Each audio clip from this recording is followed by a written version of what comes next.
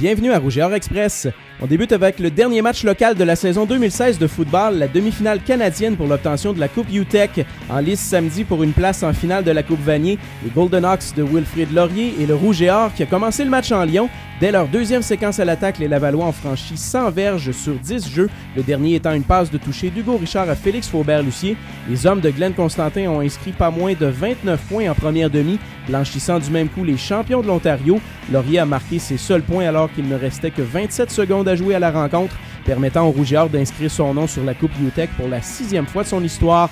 Après le match, l'entraîneur-chef Glenn Constantin s'est dit impressionné par son jeune groupe d'étudiants athlètes.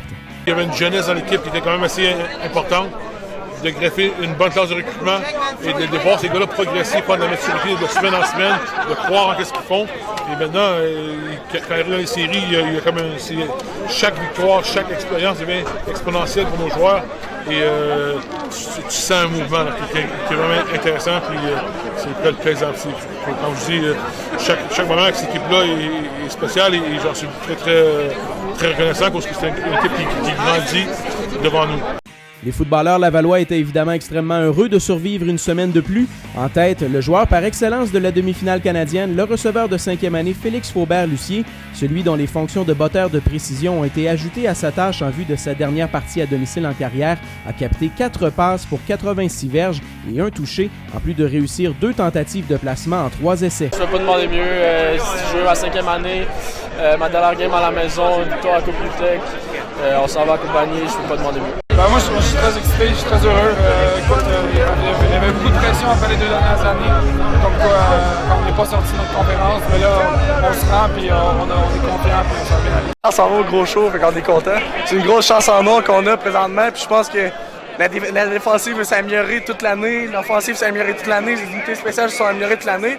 Fait que quand tu progresses tout au long de l'année, ça n'a pas le choix de bien aller, puis c'est ce qu'on va tenter de prouver qu'on est une bonne équipe cette année là.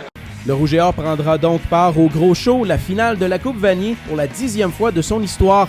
Lorsqu'il dispute la demi-finale canadienne à la maison, Laval n'a jamais perdu en 7 occasions. En plus de voir son équipe préférée gagner, Denis Pelletier a remporté la plus grosse cagnotte de la saison de la Loto McDo Rouge et Or, un montant de 11 077 $. C'est comme ça chaque match local, on reprend ça en 2017. Basketball maintenant, l'équipe féminine du Rouge et Or mettait en jeu sa fiche immaculée vendredi au PEPS contre les Gators. Après un début difficile alors qu'ils tiraient de l'arrière 0-8 et puis 8-15, la troupe de Guillaume Giroux s'est ressaisie, dominant le troisième quart 22-7 en route vers un gain par 16 points. L'arrière Sarah-Jane Marois, qui a mené la charge avec 22 points, dont 10 sur les lancers francs où elle a été parfaite, a parlé après le match de la confiance qui anime la formation lavalloise. Oui, très satisfaite. On a commencé avec une grosse victoire contre McGill. Ça faisait longtemps qu'on avait gagné contre McGill, donc ça fait du bien. Là, notre but, c'est de finir 4-0 avant Noël. Donc, il nous reste une grosse victoire à aller chercher, puis après, on va pouvoir se reposer un peu pour revenir plus fort. Les hommes ont suivi à leur tour avec une solide performance. À l'image de leur comparse féminine, les Lavallois ont explosé au 3e engagement, marquant 20 points contre seulement 7 pour Bishops, qu'ils ont distancé pour de bon en route vers leur second gain de suite, après avoir amorcé la saison avec une courte défaite par un seul point à McGill.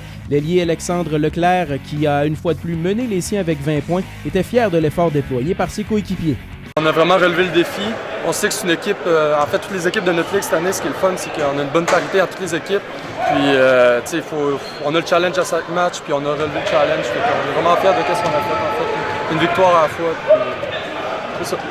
Volleyball maintenant, l'équipe masculine du Rouge et Or s'est fait surprendre à Montréal vendredi. Une rare défaite, la première de la saison en 3-7 contre les Carabins, qui ont repris ainsi l'exclusivité du premier rang du RSEQ. L'entraîneur-chef Pascal Clément avait hâte de voir comment ses ouailles allaient réagir le lendemain au PEPS avec la visite du Vert et Or. Le message semble avoir passé puisque le Rouge et Or n'a pas mis de temps à se débarrasser de Sherbrooke.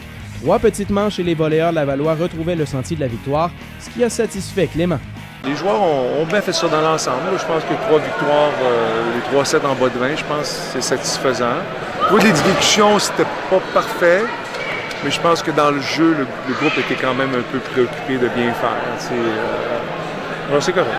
Les filles aussi ont goûté à la médecine des Carabins vendredi à Montréal, dure défaite de 3-0, une deuxième par ce même pointage en autant de matchs entre les deux équipes cette saison. Ça a beaucoup mieux été samedi soir à l'amphithéâtre Desjardins Université Laval pour la troupe d'Olivier Caron. Outre la seconde manche échappée 25-23, le Rouge et Or n'a donné que 11, 12 et 11 points dans chacun des 3 sets remportés. Une performance rassurante qui permet aux Lavalloises de demeurer au second rang du RSEQ, seulement 2 points derrière l'U2M avec un match en main. Enfin, en natation, le centre aquatique Desjardins Université Laval était le théâtre du face-à-face Ottawa-Laval samedi.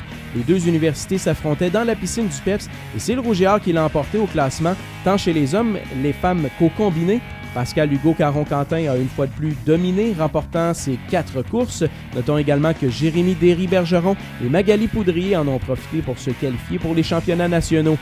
Le basketball est à l'honneur cette semaine au tableau des étudiants athlètes Rouge et Or, le groupe Sport Interplus de la semaine. La meneuse de jeu Sarah-Jane Marois a offert toute une performance contre Bishops pour sa deuxième sélection de la saison, tandis qu'Alexandre Leclerc, grâce à ses 20 points face aux Gators, mérite le titre pour une première fois cet automne. Au calendrier du Rouge et Or, évidemment, samedi, c'est la 52e finale de la Coupe Vanier à 13h entre Calgary et Laval. L'équipe des communications du Rouge et Or suit l'équipe vers Hamilton à compter de mercredi et pourra vous faire vivre toute l'action menant à cette rencontre, incluant le banquet des étoiles canadiennes jeudi soir où quelques porte-couleurs de l'Université Laval sont en lice pour des honneurs individuels.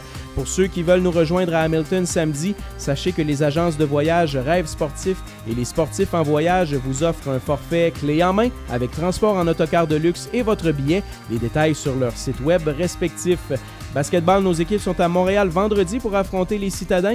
Pour ce dernier programme double avant la pause des fêtes, le premier rang sera à l'enjeu, tant chez les hommes que les femmes. UQAM et Laval sont invaincus du côté féminin, tandis que du côté masculin, on a droit à un classement des plus serrés. Les deux équipes ont une fiche de 2-1, à l'instar des Stingers de Concordia. Volleyball masculin de la grande visite au PEPS ce samedi soir, l'équipe canadienne de développement, un challenge important pour le Rouge et Or qui avait remporté lors du dernier duel en 2014 au PEPS la première victoire de son histoire face à la formation Unifolier.